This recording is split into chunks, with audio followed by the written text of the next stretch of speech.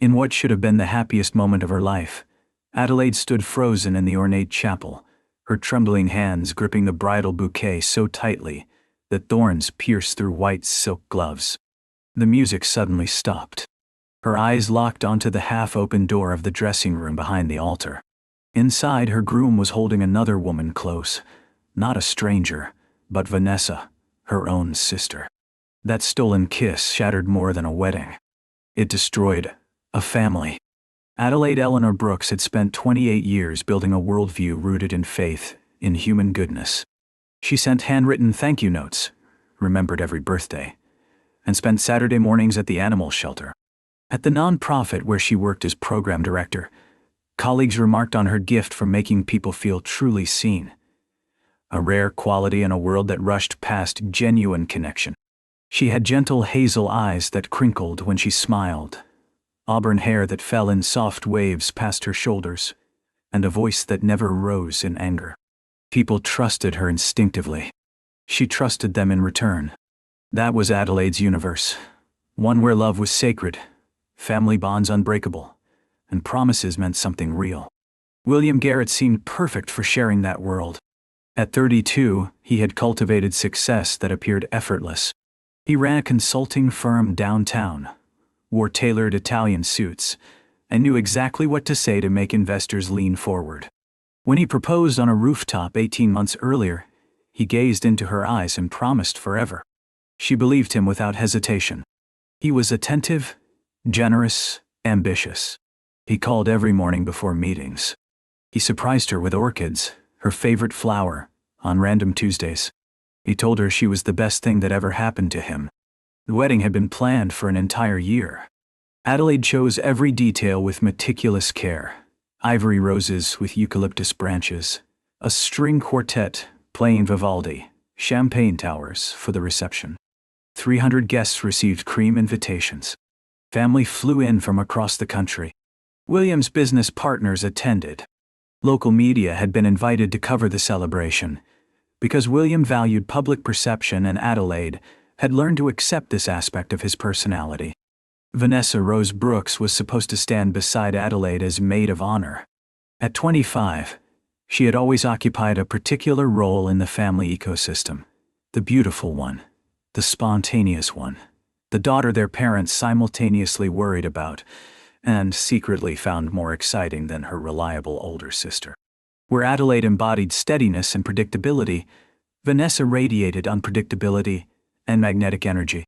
She possessed luminous blonde hair that seemed to generate its own light source in photographs, blue eyes that could shift from innocent to calculating within a single heartbeat, and a laugh that carried across crowded restaurants and made strangers turn around to locate its source. She worked sporadically as a model, though her career had never quite achieved the breakthrough she believed she deserved, a fact she attributed to bad luck and poor industry timing rather than any deficiency in her own talent or commitment. Adelaide had always interpreted Vanessa's restlessness as ambition, seeking its proper channel. Her occasional sharp or cutting remarks as nothing more than typical sibling rivalry between two women who had been raised in the same household, but had turned out dramatically different. She had never once imagined that beneath the surface existed something much darker than simple competitiveness. Envy that burned rather than merely stung. Hunger that consumed rather than merely craved.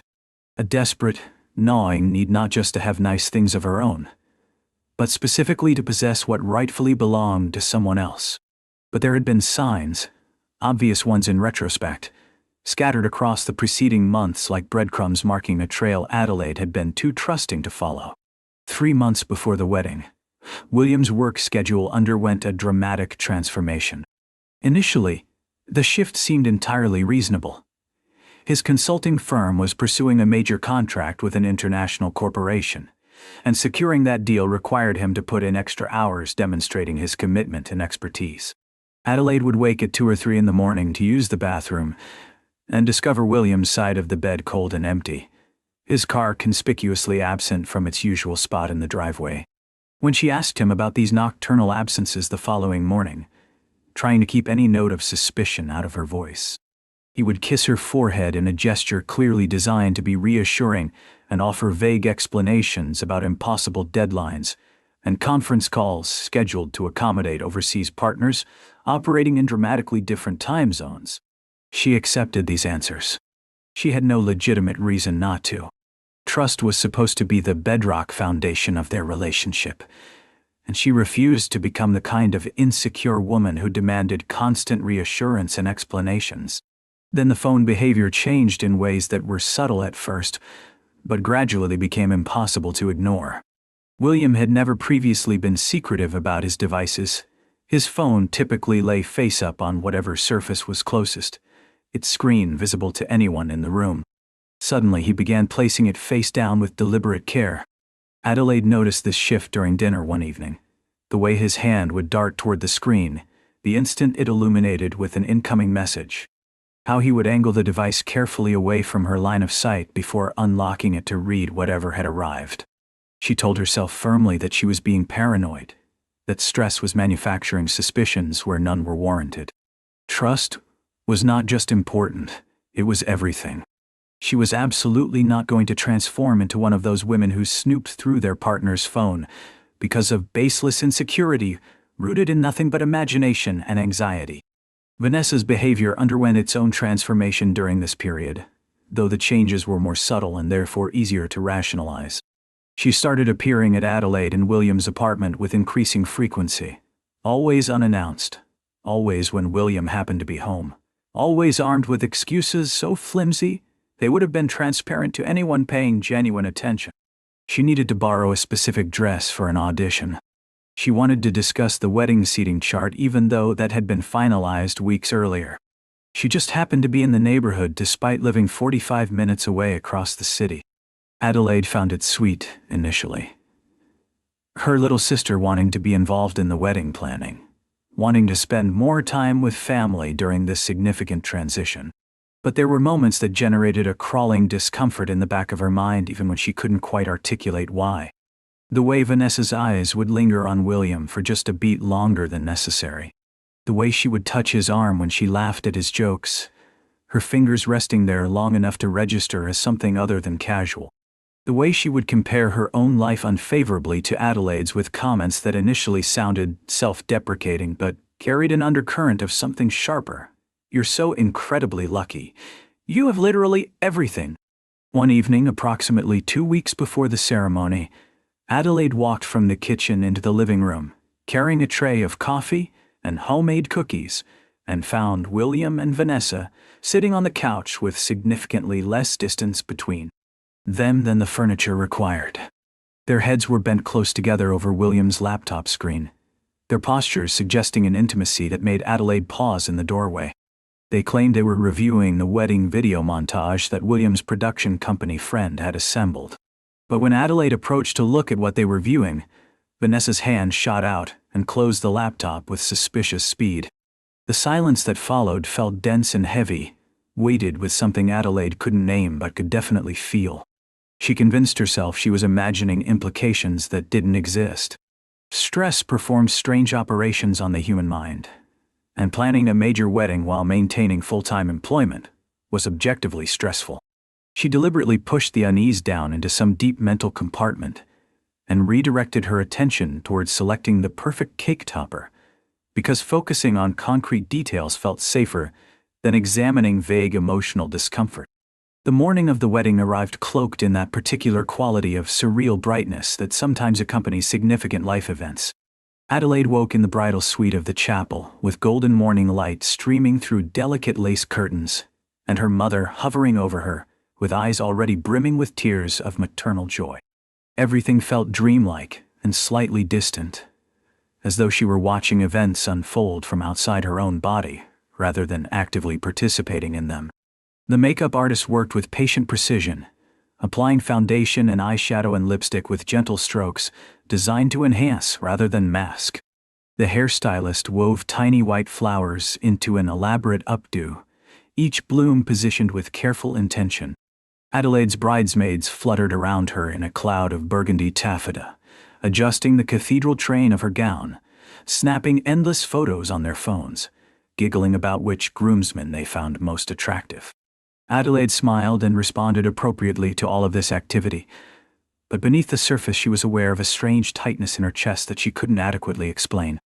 An instinct trying to surface through layers of socialized politeness. A whisper from some ancient survival mechanism that was attempting to communicate, "Pay attention. Something is wrong." But she dismissed it as pre-ceremony nerves, that common anxiety that apparently affected even brides who were completely certain about their decisions. The ceremony was scheduled to begin at exactly 4 o'clock in the afternoon. By 3:30, the chapel had filled with guests, their collective murmurs of admiration and anticipation echoing off vaulted ceilings and creating a low hum of sound that felt almost physical. Adelaide stood in the corridor behind the main hall, her arm linked through her father's, both of them waiting for the precise musical cue that would signal her entrance. Her father looked at her with an expression of such profound love and pride that it made her throat tighten.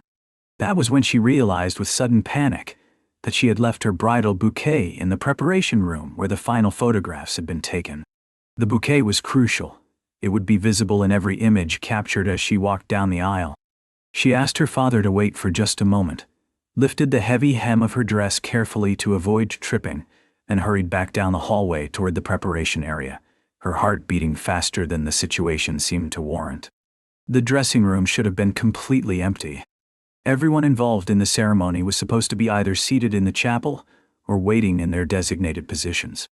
But as Adelaide approached, she heard voices emanating from behind the partially closed door, low and urgent and unmistakably intimate in tone. She slowed her steps instinctively, moving more quietly without consciously deciding to do so, some primal instinct taking over before her rational mind could catch up. The door stood ajar by perhaps 6 inches, just enough space for her to see inside without being immediately visible to anyone in the room. William was there, still wearing his impeccable tuxedo, his back oriented toward the door, and folded into his arms, in a way that could not possibly be misinterpreted as casual or innocent, was Vanessa. The deep burgundy fabric of her maid of honor dress creating a dramatic contrast against the white walls. They were not simply standing close together in some configuration that might be explained away. They were wrapped around each other with a kind of physical certainty that spoke of practice and familiarity. William's hand cupped the back of Vanessa's neck in a gesture of unmistakable possession. Her fingers clutched the lapels of his jacket as though holding on to something precious. Their foreheads touched. Their eyes were closed. And then, while Adelaide watched frozen in the hallway, unable to move or breathe or think, they kissed. It was not a quick peck of the kind that might exist between friends or in-laws. It was not an accidental collision of lips that could be laughed away as a misunderstanding. It was desperate and hungry and deep, the kind of kiss that communicated years rather than moments, desire rather than simple affection, betrayal so fundamental that it redefined everything that had come before it. Adelaide felt the air leave her lungs all at once, as though someone had punched her directly in the solar plexus. The world contracted to that single image, burning itself into her memory with the kind of perfect, terrible clarity that she knew would never fade, regardless of how much time passed. Every detail imprinted itself permanently. The way William's fingers tangled in Vanessa's hair, the way her body curved into his, the soft sound of their breathing. She heard Vanessa whisper something in a voice thick with emotion. After today, everything changes. William murmured something back that Adelaide couldn't quite make out, but the tone required no translation. Affection, reassurance, conspiracy, the intimacy of people who shared secrets. Adelaide did not scream. She did not burst into the room with accusations. She did not collapse into hysterical tears. Her body simply froze completely, locked in place by a disconnection between what her eyes were witnessing and what her mind could process. The bridal bouquet slipped from fingers that had gone completely numb and fell to the polished marble floor, making a soft sound that neither of them heard because they were too absorbed in each other to register anything happening in the external world. For several more seconds she stood there, paralyzed, watching this scene that was simultaneously impossible and undeniable. Then something clicked back into place inside her. Not recovery exactly, but a kind of cold operational mode that allowed movement without requiring emotional processing. Slowly, moving with mechanical precision, Adelaide turned around and walked back down the hallway. Her father was exactly where she had left him, still smiling with anticipation and paternal pride, completely unaware that reality had just fractured into pieces. She looked at him and heard herself speak in a voice that sounded strange and distant, as though it belonged to someone else entirely. "I need to stop the wedding." The processional music had already begun. The guests had risen to their feet in preparation for her entrance. Adelaide walked into the chapel, but not down the center aisle toward the altar where William would be waiting. Instead, she cut across the front of the room, moving directly toward the microphone the officiant had been using for pre-ceremony announcements. Her father reached out to stop her, confusion and alarm replacing his earlier joy. But she gently extracted her arm from his grasp with surprising strength. She reached the microphone, and the music faltered, and then stopped altogether. 300 people turned to stare at her in bewildered silence, their faces registering confusion and concern in various combinations. Adelaide's voice emerged calm and steady. Too calm, real. The kind of calm that signaled something was profoundly wrong rather than perfectly fine. "There will be no wedding today." She paused after this announcement, allowing the words to settle over the assembled guests like ash falling after an explosion. "Some of you may be wondering why. I'll tell you. 10 minutes ago I walked in on my groom kissing my maid of honor. Not a friendly kiss. Not a mistake. A kiss that told me everything I needed to know about who they really are. The sound that rose from the congregation was almost physical. Gasps and exclamations, and the sudden explosion of whispered conversations as people turned to their neighbors seeking confirmation that they had heard correctly. Heads swiveled, searching for William and Vanessa among the crowd. Adelaide's mother stood up from her position in the front pew, her face draining of all color, as though someone had opened a tap and let the blood run out. Adelaide's father looked as though he had been physically struck. William emerged from the side door where the groomsmen had been waiting, his face arranging itself into an expression of shock and indignation that might have been convincing if Adelaide hadn't just witnessed the truth. Vanessa followed several steps behind him, her face crumbling into something that looked like genuine panic now that secrecy was no longer possible. "Adelaide, this is completely insane," William began, his voice rising above the crowd noise, defensive and aggressive, simultaneously. "Don't." Adelaide cut him off, her tone suddenly sharp enough to draw blood, revealing a capacity for steel that surprised even her. "Don't you dare try to gaslight me in front of everyone I love. I saw you. I saw both of you. And everyone here is going to know exactly who you are." Vanessa opened her mouth as though to speak, but no sound emerged. She looked desperately toward their mother, her eyes silently begging for rescue, for disbelief, for someone to say this was all a misunderstanding. But their mother was not looking at Vanessa. She was staring at Adelaide with an expression that combined absolute horror with devastating heartbreak, already understanding that this could not be fixed or explained away. "You need to leave," Adelaide said, directing her words not to the shocked guests, but specifically to William and Vanessa. "Both of you. Right now." William attempted one final effort to control the situation, moving toward Adelaide with his hands raised in that particular gesture people use when approaching someone they believe might be irrational or dangerous. "We can talk about this privately. We don't need to make a scene. There's nothing to talk about." Adelaide's voice did not waver. "You made your choice. She made hers. I'm making mine. Get out of this building." The security team, hired to manage the event logistics and parking, certainly not to forcibly remove the groom, hesitated until Adelaide's father gave a sharp, definitive nod of authorization. They escorted both William and Vanessa toward a side exit while the entire congregation watched in stunned silence. The moment the door closed behind them, the chapel erupted into absolute chaos. Some guests gathered their belongings and left immediately, unable to bear the second-hand embarrassment of the situation.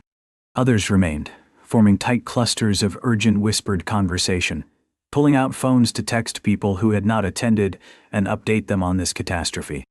Adelaide stood at the front of the room, still wearing her wedding dress with its cathedral train and thousands of hand-sewn crystals, still holding the microphone, and felt absolutely nothing. No tears, no rage, no grief. Just a vast, echoing emptiness where her future had existed only minutes before. The hours that followed remained forever blurred in Adelaide's memory, a series of disconnected images rather than a coherent narrative. She remembered her mother trying to embrace her, and Adelaide pulling away, unable to tolerate physical contact. She remembered overhearing fragments of arguments as family members debated what should happen next.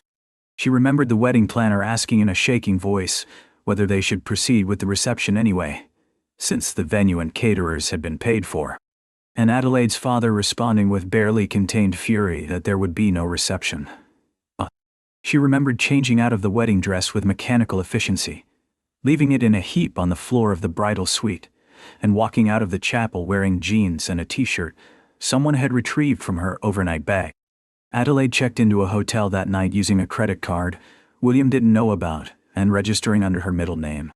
She turned off her phone without reading any of the dozens of messages that had already accumulated. She did not want comfort from well-meaning friends. She did not want explanations from William or apologies from Vanessa. She did not want her parents' horrified sympathy. She wanted nothing except silence and the opportunity to exist in some space where the last several hours could be processed without interference. For 3 full days she remained in that anonymous hotel room, ordering room service meals she could not bring herself to eat, staring at the ceiling while trying to identify the precise moment when everything had gone wrong. The marriage to William had not been killed in that chapel dressing room. It had died long before, possibly before it even truly began. She had just been too willfully blind to notice. The signs had been everywhere, bright and obvious as neon signs, and she had deliberately looked away from all of them. The late-night absences, the evasive non-answers. The phone turned face down. The way Vanessa had inserted herself more and more aggressively into their lives. Adelaide had chosen to trust over suspicion, and that choice had cost her everything. Her relationship, her sister, her faith in her own judgment. On the morning of the 4th day, someone knocked on the hotel room door with a particular rhythm Adelaide recognized. Her best friend Morgan had somehow located her. Morgan was the kind of friend who did not traffic in comforting lies or empty platitudes. She sat down on the unmade bed, handed Adelaide a large coffee from the shop they had been going to together since college, and said with characteristic bluntness, "You don't have to be okay, but you do have to decide what happens next." What happened next unfolded slowly, a series of decisions that gradually accumulated into a new life.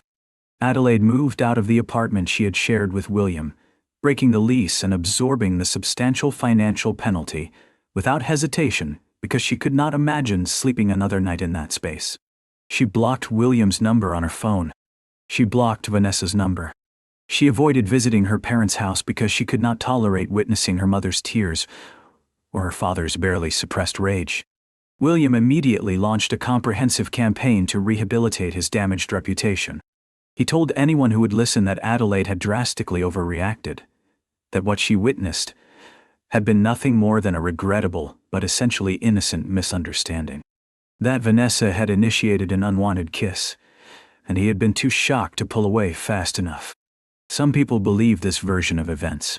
Enough people believed it that his consulting business did not immediately collapse. But he lost something more valuable than clients. He lost his credibility among those who knew him well enough to read between the lines. Questions started circulating. Investors began pulling back. The carefully constructed public image of this successful, trustworthy professional began developing cracks. Vanessa's situation deteriorated more dramatically. Their mother refused all contact with her. Their father would not speak her name out loud. She left Adelaide dozens of voicemail messages that oscillated wildly between tearful apologies and defensive justifications. "You don't understand how lonely I've been," she said in one message. "You've always had everything. I just wanted something for myself." Adelaide deleted these messages without listening to them in their entirety, unable to process whatever explanations or excuses Vanessa was offering. It was Morgan who eventually pushed Adelaide toward active investigation rather than passive suffering. "You need answers," she insisted one evening while they sat in Adelaide's new apartment drinking wine. The apartment was tiny, sparsely furnished with second-hand pieces, but it belonged entirely to Adelaide and carried no memories of William. Not for closure necessarily. For evidence. "Because I absolutely guarantee you this affair didn't just start." Morgan's instinct proved correct.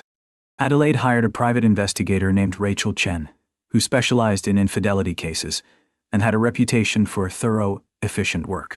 Rachel required less than 1 week to assemble a comprehensive picture of the betrayal. William and Vanessa had been conducting their affair for well over a year. According to Rachel's timeline, it had begun at Adelaide's 27th birthday party, when Vanessa drank too much champagne, and William offered to drive her home. What happened during that drive was not captured in any records, but from that point forward their connection intensified steadily. The affair had apparently been strategic rather than passionate from William's perspective.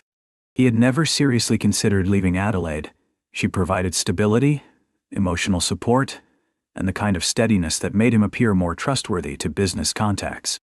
But Vanessa offered something entirely different: excitement, risk, the addictive thrill of forbidden attraction. And Vanessa, according to evidence Rachel uncovered through social media forensics and interviews with mutual acquaintances, had convinced herself that successfully stealing her sister's fiancé represented some kind of validation, proof that she was equally desirable and valuable. The financial records Rachel obtained proved even more damaging than the emotional betrayal. William had been systematically siphoning money from joint accounts Adelaide had not known existed. He had used her credit and forged her signature to secure business loans, putting her name on legal documents without her knowledge or consent. Rachel handed Adelaide a file folder more than 2 inches thick, packed with bank statements, copies of forged documents, and receipts for hotel rooms booked during supposed business trips that had never involved any actual business. Adelaide sat alone in her apartment surrounded by this documentary evidence of betrayal and felt something fundamental shift in her internal landscape. The protective numbness that had insulated her began to recede, replaced by cold, crystalline clarity. She was not going to collapse. She was not going to disappear. She was going to ensure that the complete truth became public knowledge. She contacted a lawyer. Not just any attorney, but Patricia Hawthorne, widely regarded as the best family law specialist in the city, a woman who had built an entire career on methodically dismantling men who believed they could cheat and steal without facing consequences. Patricia examined Rachel's file with the focused attention of a surgeon studying X-rays, and then looked up with a smile that was all teeth. "We're going to destroy him," she said. Legally, of course. The lawsuit was filed 3 weeks later. Adelaide sued William for financial fraud, breach of contract, and damages both monetary and reputational. She deliberately made the case public, providing copies of all evidence to local news organizations. The story spread rapidly through both traditional media and social platforms. Jilted bride exposes cheating groom's fraudulent business practices. William's consulting firm began hemorrhaging clients almost immediately. His business partners issued statements distancing themselves from him. Within 60 days, his company had folded completely.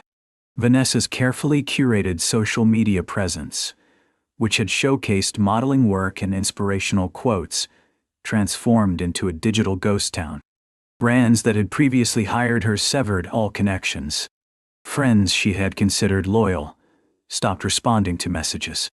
She attempted to reinvent herself by moving to a different city and changing her legal last name, but the internet retains everything permanently. Everywhere she went, eventually someone recognized her. The woman who betrayed her own sister. The woman who kissed the groom at the wedding. Adelaide observed all of these consequences unfold with detachment. She did not feel victorious. She did not feel vindicated. Primarily, she felt exhausted. But beneath the exhaustion existed something else, something she had not experienced in months. A sense of liberation. Recovery followed no linear path. Some mornings Adelaide woke feeling nothing but anger. Other mornings brought overwhelming sadness. But gradually, incrementally, she began reconstructing a life. She threw herself into her nonprofit work, accepting leadership positions she had previously been too intimidated to pursue. She started running every morning, pushing her body until her mind finally went quiet. She reconnected with old friends from before William, people who remembered who she had been before she became defined as someone's fiancé. 6 months after the wedding that never happened, Adelaide was sitting alone in a coffee shop when a man approached her table hesitantly. He was tall, with kind eyes behind wire-rimmed glasses, and a shy smile that seemed genuinely uncertain rather than calculated. "Excuse me," he said. "I don't usually do this, but I've seen you here several times, and I just wanted to say hello. I'm Henry." Adelaide's immediate instinct was to brush him off politely, but firmly. She was not ready for anything resembling romance. She might never be ready. But something about his approach, tentative, genuine, carrying no expectation of success, made her pause. "Hi," she said after a moment. "I'm Adelaide." They talked for more than an hour. Henry taught high school history and spent his summer vacations volunteering with organizations that built affordable housing. He did not ask invasive questions about her past. He did not attempt to impress her with accomplishments or possessions. He simply listened and laughed at her jokes and told stories about his students that made her smile despite herself. When he asked if he might see her again, Adelaide surprised herself by agreeing. The relationship that developed was nothing like a fairy tale. Henry possessed his own collection of flaws. He was chronically disorganized with finances. He frequently forgot important dates. He snored loudly enough to be heard through walls. But he was honest. He appeared when he said he would appear. He did not manipulate or play psychological games. And slowly, with extreme caution, Adelaide permitted herself to trust again. Not with the blind faith she had given William, but with full awareness of risk. 1 year after the failed wedding, Adelaide finally agreed to meet Vanessa one final time. Not because she had forgiven her sister or wanted reconciliation, but because she needed to close this chapter definitively. They met on a park bench overlooking a lake, neutral territory that belonged to neither of them. Vanessa had changed visibly. She looked thinner, older, diminished. The particular glow she had always carried had faded to something fragile and uncertain. "I'm so sorry," Vanessa said, her voice barely audible. "I know that will never be enough. I know it can't fix anything. But I need you to know that I hate myself for what I did to you." Adelaide looked at this woman who shared her DNA and felt precisely nothing. Not anger, not pity, not even curiosity. Just absence where connection should theoretically exist. "I don't hate you," she said. "I don't love you either. You're just someone I used to know." Vanessa flinched as though she had been physically struck. "Can we ever?" "No." Adelaide's voice carried absolute finality. "We can't. Some things cannot be repaired, Vanessa. You didn't just betray me personally. You destroyed the entire concept of family. That's not something you recover from." Vanessa nodded while tears streamed down her face. Adelaide stood up, brushed invisible dust off her jeans, and walked away without looking back even once. 1 month later, Adelaide encountered William at a grocery store. He looked smaller than her memory of him, wearing a wrinkled shirt and an expression of defeat. He opened his mouth to speak, but Adelaide raised one hand to stop him. "Don't," she said. "There's nothing you could possibly say that I need to hear. I just want you to know." William's voice cracked with emotion. "I regret it. Every single day. I regret what I did." Adelaide studied him for a long moment. This man who had once held her entire heart and her complete trust. "Good," she said simply. "You should regret it." She walked past him, her shopping cart filled with ingredients for the dinner she was cooking with Henry that evening, and felt something lift from her chest, a weight she had been carrying so long she had stopped noticing its presence. 2 years after that wedding day, Adelaide stood before a different mirror wearing a different dress in a different city, preparing for a different kind of ceremony entirely. This event was not a wedding. It was an awards ceremony for the nonprofit she now directed, an evening honoring the organization's work supporting survivors of financial exploitation and emotional manipulation. She had constructed something meaningful and real from the wreckage of her previous life. A career with genuine purpose, friendships that sustained rather than depleted her, and a relationship with Henry that was imperfect and complicated and authentically hers. She thought about the woman she had been on that day in the chapel, standing among lies and false promises while clutching a bouquet and believing in forever. She did not miss that version of herself. That woman been naive, too eager to see the best in everyone, too afraid of conflict to ask necessary hard questions. The woman looking back from the mirror now possessed different qualities. She had learned that love without honesty was simply manipulation, that family could be the people you deliberately chose rather than the people you happened to be born to, and that the most devastating betrayals frequently taught the most essential lessons about strength and survival. Adelaide walked onto the stage to sustained applause, her prepared remarks in hand, and smiled at the audience with genuine warmth. She spoke about resilience, about the specific kind of courage required to rebuild after complete collapse, about the critical importance of helping others navigate their way out of darkness. She did not mention William or Vanessa by name. They had become footnotes in her story now, minor characters in someone else's narrative rather than the defining elements of her own. After the ceremony concluded, Henry waited for her near the exit, holding a bouquet of orchids, her favorite flower, which he had remembered without needing to be told. "You were amazing up there," he said, kissing her cheek. "I know," Adelaide replied, grinning at him. They walked out into the night together, fingers intertwined, and Adelaide recognized something unexpected. She was happy. Not the desperate, fragile happiness she had known before, when her sense of contentment depended entirely on someone else keeping their promises.